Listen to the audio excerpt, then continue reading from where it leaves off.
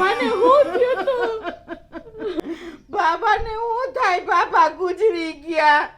એટલે બીમાર હતા? બીમાર તો કાઈ નહોતા. કાલે તો ઘોડાની જેમ મસ્ત દોડતા હતા. હવે બાબાને ક્યાં પગ જ હતા? હવારે તો ઉધરા ખાતા હતા, મેં સાંભળ્યું. ઈ એની છેલ્લી ઉધર હતી. એટલે ઉધરા ખાતા ખાતા મરી ગયા એમ ને? ના ના, હવે ઉધર ખાઈને તો ચા ને રોટલી ખાધી. તો ચા રોટલી ખાઈને છૂટા થયા એમ ને?